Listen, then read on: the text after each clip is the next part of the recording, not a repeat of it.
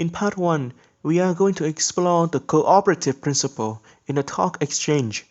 We will begin by discussing what the cooperative principle are and the 4 maxims of conversation. After that, we will examine 4 example videos in which people violate each of the maxims. Firstly, we have to answer the question, what are the cooperative principles? In social science generally, and linguistics specifically, the cooperative principle describes how people interact with one another. Simply speaking, it means that in a conversation, both the listener and the speaker must speak cooperatively and mutually accept one another to be understood in a particular way.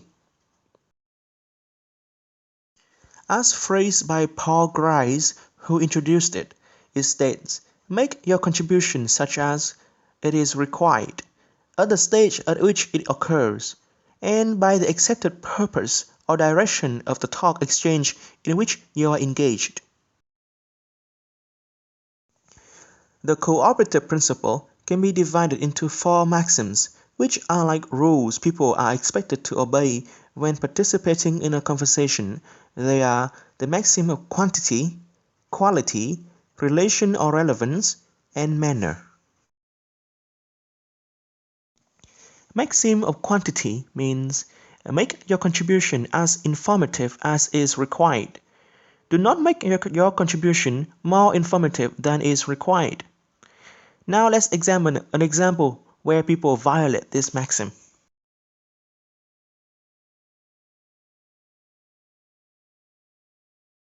Zach, I am so sorry for yelling at you about your grades. Oh, honey, what kind of horrible mother am I? One that's smothering her son? It's quite natural to feel guilty, but I mean, it's not good to feel too guilty, but a little guilty is normal. But I mean, you shouldn't feel guilty about not feeling guilty, but is the word guilty starting to sound weird to you? A little.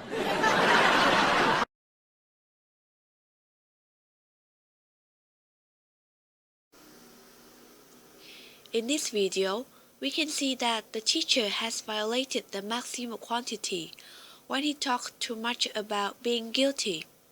In fact, he could have explained briefly that it's natural to feel guilty and finished there, but he continued saying, but I mean it's not good to feel too guilty, and also, but a little guilty is normal. As a result, Zach and his mother were confused, and the conversation became very awkward.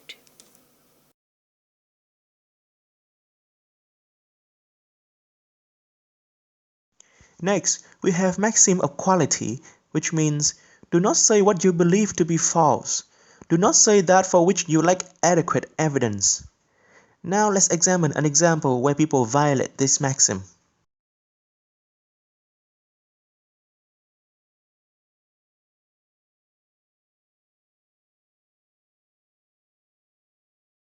I wonder who leaked the story about London. I bet it was that creepy waiter, Chuck. I never liked him. You liked him until Maddie liked him. Hey, Esteban, come here. I know who leaked the gossip about London. Oh no, I can't take any more secrets. La la la la la la It la was la that la crummy la la waiter, la la. Chuck. Oh, Chuck, really? That la thing never really works. Did you hear about Mosby? No.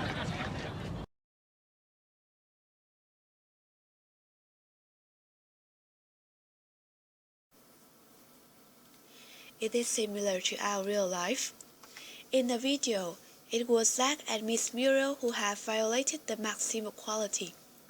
At first, Zach said that Chuck was the one who leaked the rumor just because he hated Chuck. Miss Muriel heard the conversation between the twins, and she immediately told Esteban without checking whether what she heard was true or not. Both Miss Muriel and Zach blamed the guy, despite they had no evidence. In our daily life, it is very dangerous to violate this maxim, as we could cause serious consequences on an innocent person. Therefore, try to make sure that you have proper evidence for what you are going to say. The third maxim is called maxim of manner. It means make what you say as clear, as brief, and as orderly as possible. Avoid obscurity, being difficult to understand, and ambiguity, things that can be understood in more than one way. Now let's examine an example where people violate this maxim.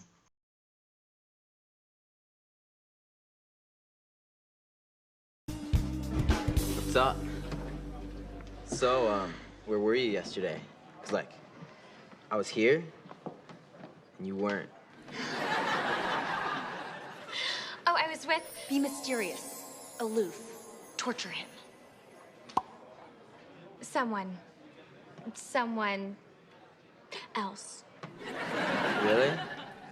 Oh, so I guess that means you wouldn't want to go out sometime? How about tonight? Whatever you do, don't look eager. Not that I'm eager. I'll check my calendar. I'm free.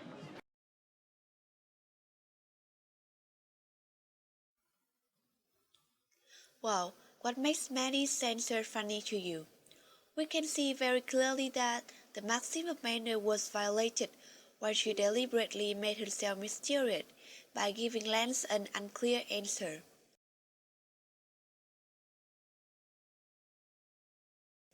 If the girl followed the maxim, she should talk about a specific person instead of just saying someone or someone else. In a normal conversation, it is very confusing to listen to an obscure answer. So if you don't want to be misunderstood, try to make it as clear as possible. And the last of the four conversation maxims is maxim of relation or maxim of relevance. Basically, it means make your contributions relevant and say some information which is related to the topic currently being discussed. Let's examine an example where people violate this maxim. So for our date, I was thinking we'd take a quick swim, hit the jacuzzi, then watch Seabiscuit. You do know it's about a horse. The seahorse? Lance, we need to talk. See, I think you're a really great guy, and don't beat around the bush. The point is, life is like an ocean. It ebbs and flows. Dump him now. Don't make me come out of this bubble. Would you be quiet? Who are you talking to? No one. Look, Lance, life is like a river. Well, actually, I prefer pools. Okay, that does it. This isn't working. I can't go out with someone who only talks about water. You're the one that's talking about water.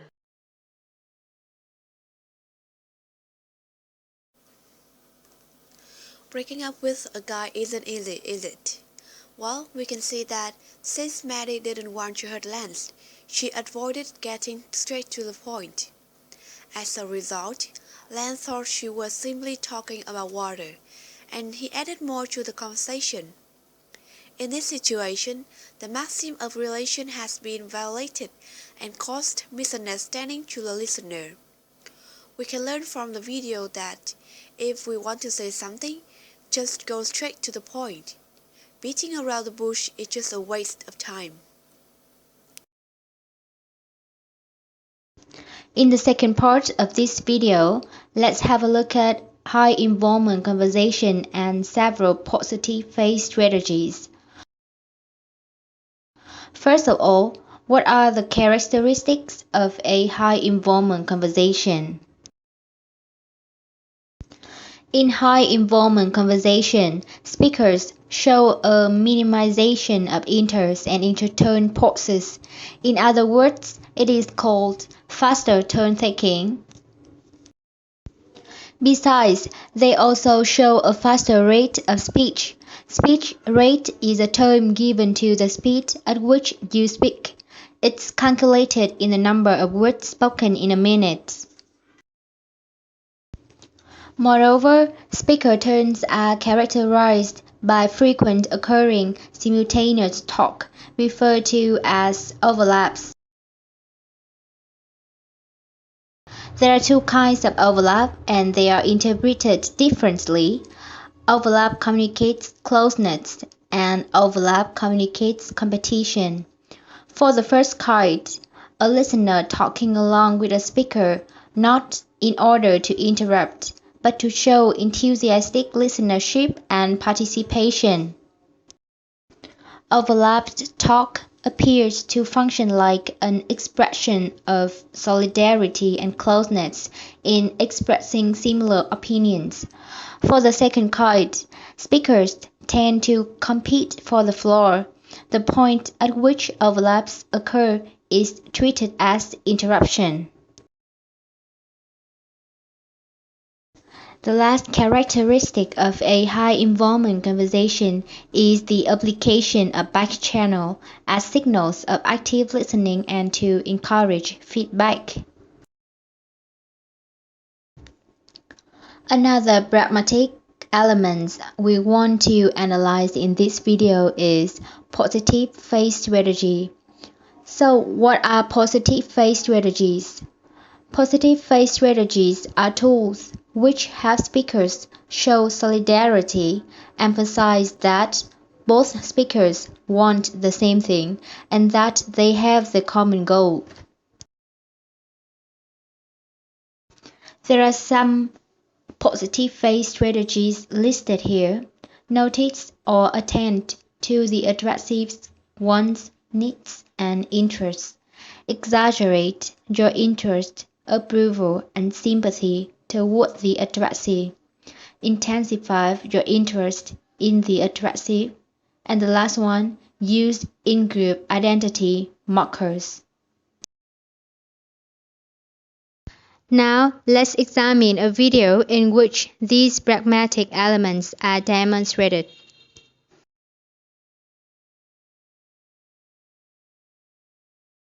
All right, so now let's get to the real stuff. Okay. What's it like being married to Ellen? She's right here. I mean, you've known us for a while. We Yes. have, like, the best relationship ever. 9 years. 9 years. A nearly great 9 relationship. Years. Yeah. Yeah. That's what it's like. Wonderful. No, I Yeah. tell you, It's and amazing. I know that because I'm lucky enough to be witness to it all Yeah. the time, and it's Yeah. inspiring, and you guys are so good to each other. But let's get serious. What bugs you about Ellen?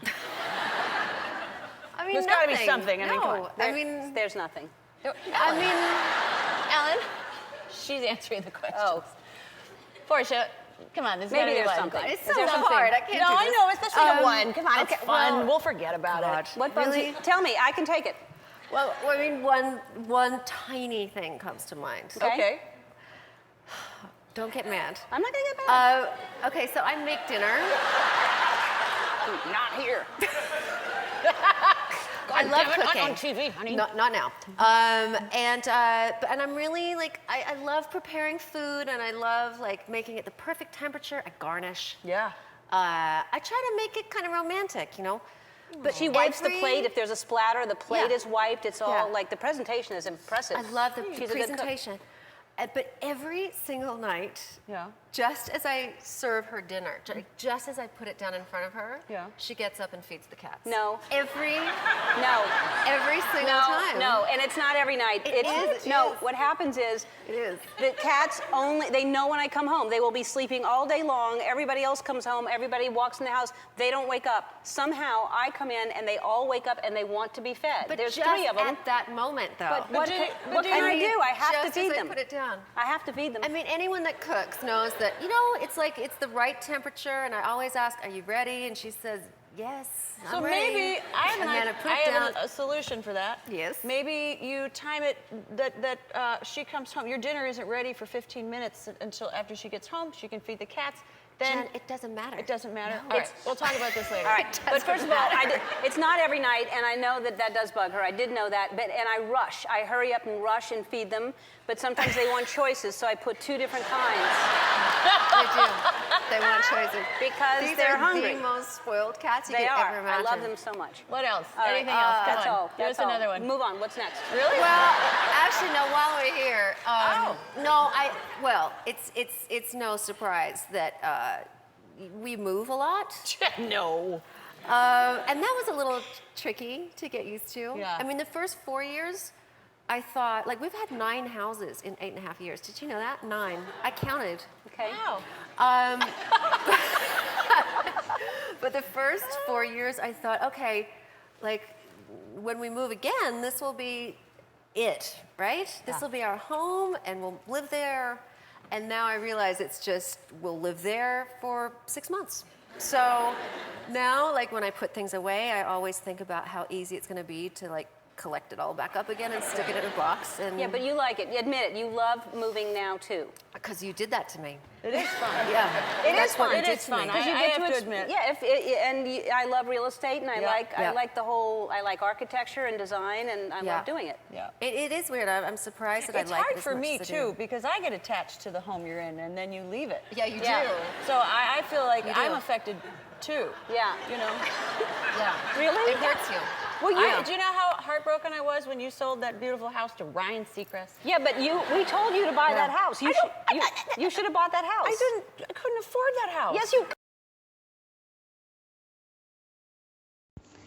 This video illustrates a high-involvement conversation. First of all, during the talk, inter-intertone pauses are minimized. Therefore, we hardly can realize pauses while watching the video. The speakers talk right after one of them finishes her turn or even when the speaker is talking. The longest pause lasts only 2 seconds.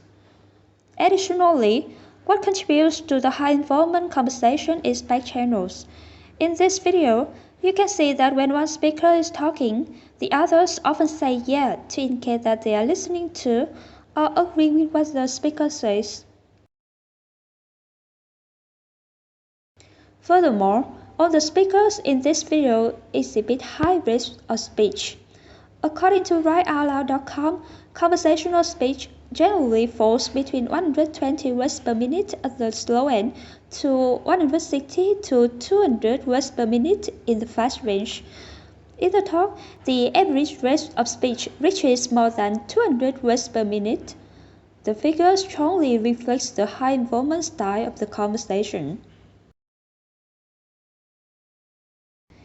Last but not least, the active participation of speakers in this talk is demonstrated by overlap.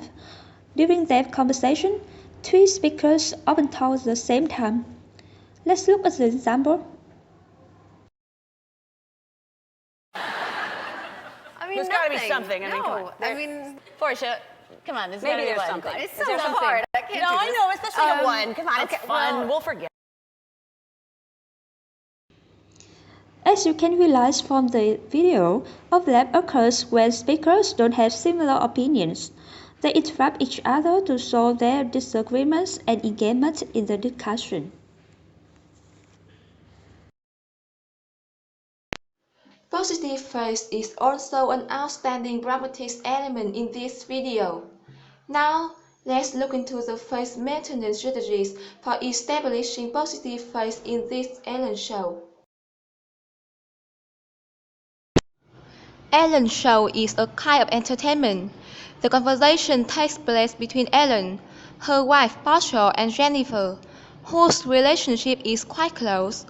As a result, the main type of face is the positive one. Let's look at the following example. In the dialogue, the atmosphere is friendly and 2 speakers are comfortable to talk about personal issues with each other. In other words, they are connected with each other by keeping positive face. We are going to analyze some strategies that 3 speakers applied. The first one is to notice the addresses once. To do this, we can offer other speakers the chance to talk more about what they are mentioning. Besides, we may give our compliments or agreement to them. Here is what Jennifer said. When Ellen and Portia are talking about their happiness during 9 years, Jennifer expresses her admiration and luckiness to witness their marriage. I can give you another example. Ellen is arguing with Portia about moving, and she needs to be agreed. Jennifer stands by Ellen's side, which supports her once. Let's continue with the second strategy. Exaggerating your interest in the topic is another way to give positive face. In the below talk, Ellen used the adjectives great, wonderful, and amazing to overemphasize her feelings. There are many other adjectives we can use to develop these strategies, such as marvelous, incredible, fantastic, and so on. In the video, those speakers also intensify their interest in the addressee to keep face. Below are some sentences produced by Postle illustrating this method. The words every single, grotesque are repeated several times. Some ways to intensify are using superlative, exaggerating numbers like every single, a second, or some adverbs such as no way, right before. The last strategy is to apply in-group identity markers. There are two different ways. First, we can call each other by special address forms like buddy, dear. In the video, Ellen calls Postle honey. Secondly, contraction and ellipses are often used in informal conversation. They show that the speakers are connected. They accept each other as a member in their social group. Here are some examples in the video. When we communicate with our friends, we often use these kind of sentences as a sign of closeness.